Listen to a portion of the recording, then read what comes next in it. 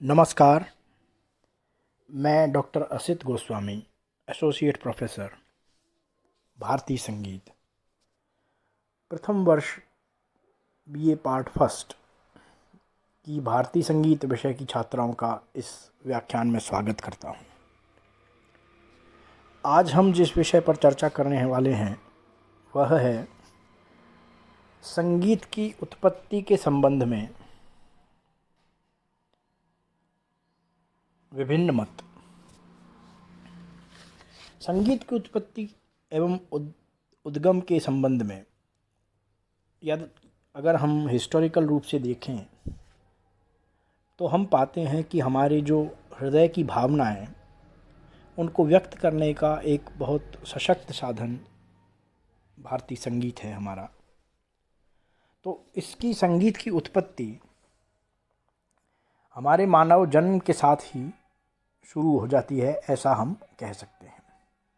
हमारा जो कंठ है वह एक ईश्वर के द्वारा हमें दिया गया प्राकृतिक उपकरण है, जो हमारी भाषा और हमारी संगीत दोनों का ही आधारभूत स्तंभ है।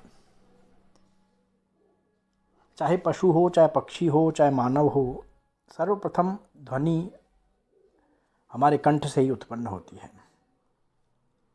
जब कोई भी व्यक्ति छोटा होता है तब वह कोई भाषा नहीं जानता, मगर वह अपनी विभिन्न ध्वनियों के माध्यम से अपने विचार या अपनी भावनाओं को प्रकट कर सकता है। और उन भावनाओं को प्रकट करने के लिए वो कुछ निरर्थक सी ध्वनियाँ, जो किसी भी भाषा में उनका कोई अर्थ नहीं होता, वो निकालते हैं, लेकिन किसी भी तरह से वो अपनी भावों को व्यक्त कर सकते हैं। और ठाकुर जयदेव सिंह जी हमारे जो बहुत विद्वान थे बड़े, उन्होंने इसको ध्वनि विकार कहा है। और ये ही ध्वनियाँ आगे चलकर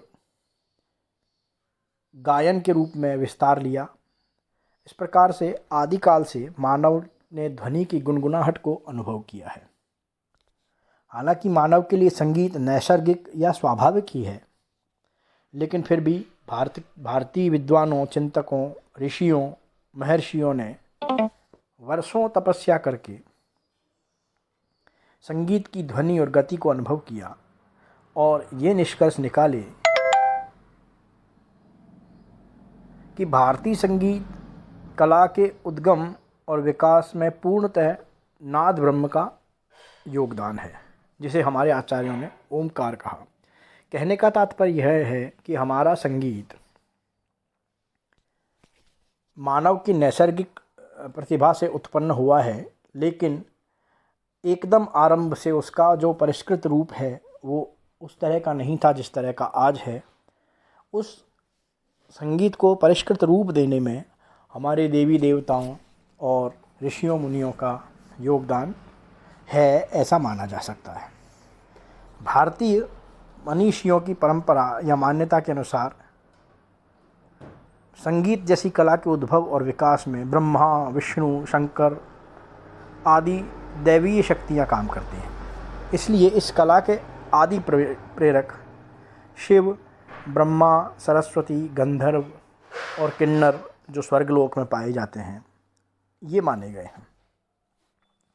आपको यह ध्यान होगा कि हजारों सालों से शिव को नटराज, देवी सरस्वती को वीणावादिनी और कृष्ण को मुरलीधर आदि के रूप में माना गया है, जिसके मूल में यह धारणा है कि संगीत कला हमारी दैवीय प्रेरणा से ही उत्पन्न हुई है। अब अगर आप पश्चिमी या और विदेश के संगीत के बारे में थोड़ा ध्यान दें तो संगीत शब्द के जितने भी भाषाओं में पर्यायवाची शब्द हैं, अगर उनके अर्थों पर ध्यान दिया जाए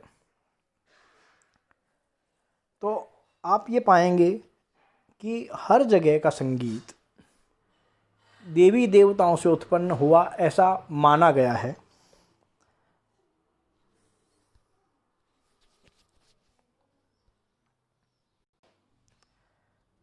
जैसे यूनानी भाषा में संगीत के लिए मौसीकी, लैटिन भाषा में म्यूज़िका, फ्रांसीसी भाषा में म्यूज़िक, पुर्तगीज़ भाषा में मूसिका, जर्मनी भाषा में म्यूज़िक, अंग्रेज़ी भाषा में म्यूज़िक और अरबी, फ़ारसी इत्यादि भाषाओं में मौसीकी शब्द का प्रयोग किया जाता है।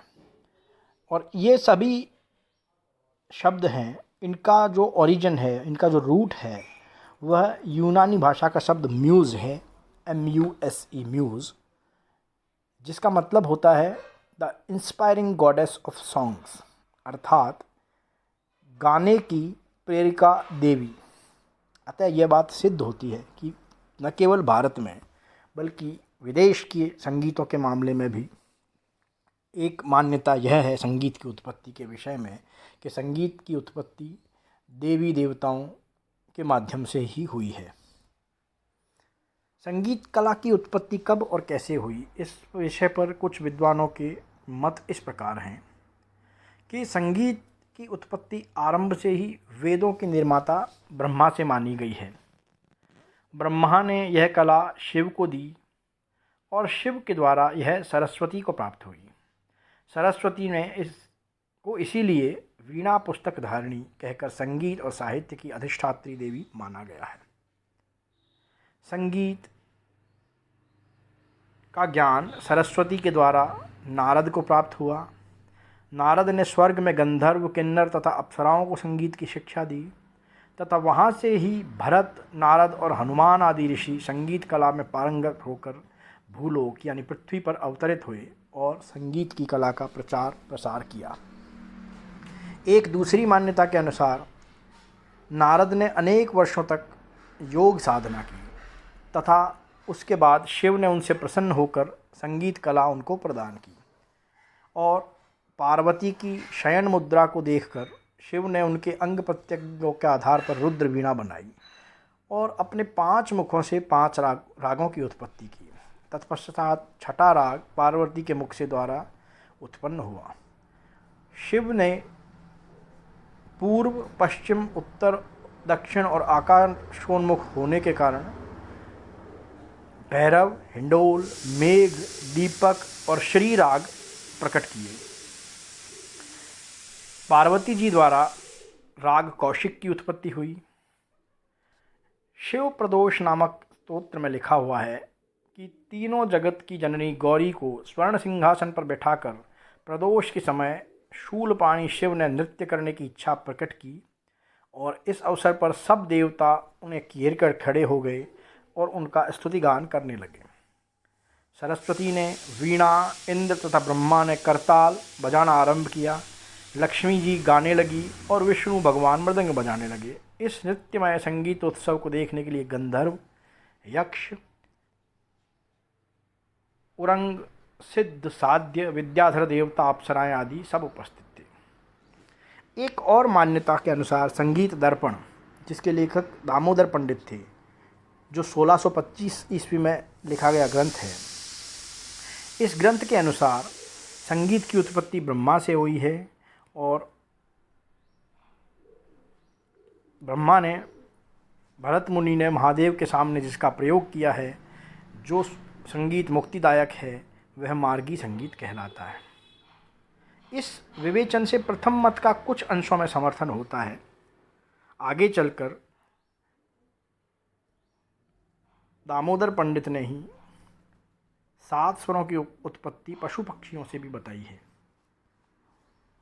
उनके अनुसार मोर से षडज, चातक से ऋषभ, बकरे से गंधार, कौवे के माध्यम से मध्यम, कोयल से पंचम, मेंढक से धैवत और हाथी से निषाद स्वर की उत्पत्ति हुई है। एक अन्य फारसी विद्वान का मत है कि हजरत मूसा जब पहाड़ों पे घूम घूम कर वहाँ की छटा देख रहे थे, उसी वक्त गैब यानी आकाश या जो अदृश्य है उसको गैब कहा जाता है, फारसी शब्द है ये। तो हजरत मूसा जब पहाड़ों में घूम रहे थे, और ये कौन से पहाड़ थे, ये मिडिल ईस्ट में सीना नामक जगह है एक, जो इज़राइल, जॉर्डन वगैरह के पास है, वहाँ पे एक तूर का पहाड़ है जिस पे हज़रत मूसा घूम रहे थे और उसकी छटा देख रहे थे। वहाँ से अदृश्य से एक आवाज़ हुई, आकाशवाणी हुई कि या मूसा हकीकी तू अपना असा इस पत्थर पर मार। असा क्या होता है? जो फ़कीरों के पास एक छड़ी जैसी होती है उसको असा, तो वो जो छड़ी नुमा होता है उसको असा कहते हैं। तो आकाशवाणी हुई कि या मूसा तू असा इस पत्थर पर मार। तो उन्होंने पत्थर पे अपना असा मारा और उस पत्थर के 7 टुकड़े हुए और उन 7 टुकड़ों से पानी की अलग अलग धाराएं बहने लगी। उस पानी की धाराओं की आवाज़ से मूसा ने 7 स्वरों की रचना की जिन्हें सारेगामापा-धा-नी कहते हैं। एक और फारसी विद्वान का मत है कि पहाड़ों पर मूशीकार नाम का एक पक्षी होता है जिसकी चोंच में बांसुरी के जैसे 7 स्वर होते हैं, 7 छेद होते हैं। उन्हीं 7 छेदों से 7 स्वर ईजाद हुए हैं। मनोवैज्ञानिक दृष्टिकोण से देखें तो जो पाश्चात्य मनोवैज्ञानिक फ्रायड हुए हैं उनके अनुसार संगीत की उत्पत्ति एक शिशु के समान मनोविज्ञान के आधार पर हुई है। जिस प्रकार कोई बालक रोना, चिल्लाना, हंसना आदि क्रियाएं अपनी आवश्यकता अनुसार स्वयं सीख लेता है, उसी प्रकार मानव में संगीत का प्रादुर्भाव मनोविज्ञान के आधार पर स्वयं हुआ होगा। जितने भी हमारे फोक कलाएं हैं उनके चरित्र को या उनके नेचर को देखने पर यह बात हमें सही प्रतीत होती है कि वह सामूहिक क्रिया के द्वारा अपने आप उत्पन्न हुआ होगा। दूसरा, एक जेम्स लॉन्ग थे विद्वान, पाश्चात्य विद्वान। उनका मत भी यही है कि पहले मनुष्य ने बोलना सीखा, उसके बाद चलना फिरना सीखा और फिर धीरे धीरे क्रियाशील होने पर मनुष्य के अंदर संगीत स्वतः उत्पन्न हुआ। तो कहने का तात्पर्य ये है कि हमारे यहाँ संगीत की उत्पत्ति की मुख्य तौर पे 2 मान्यताएं प्रचलित हैं। पहली मान्यता के अनुसार संगीत देवी देवताओं के द्वारा रचा गया और उसको फिर बाद में स्वर्गलोक से धरती पे उतारा गया। दूसरी जो मनोवैज्ञानिक और वैज्ञानिक मान्यता है वो यह है कि मनुष्य के द्वारा स्वतः स्फूर्त जो नैसर्गिक भावनाओं के प्रकटन के लिए साहित्य और संगीत जैसी कलाओं की रचना मानव के द्वारा ही पृथ्वीलोक में ही हुई है। पर इनमें से कौन सा मत सही है यह कहना कठिन है। हमारा उद्देश्य यहाँ पे विभिन्न जो पौराणिक, प्राचीन और वर्तमान काल के विद्वानों के संगीत की उत्पत्ति के विषय में जितने मत हैं उनका अध्ययन करना है, वो हमारा उद्देश्य है। न कि यह उद्देश्य है कि इसमें से कोई हम निर्णय लें कि कौन सा मत सही है, कौन सा मत गलत है। तो इस विषय में अगर आपको कोई भी कुछ स्पष्ट और पूछना हो, कुछ बात स्पष्ट ना हो, तो आप व्हाट्सएप ग्रुप के माध्यम से पूछ सकते हैं। आशा है ये बातें आपको सब समझ में आई होंगी। धन्यवाद।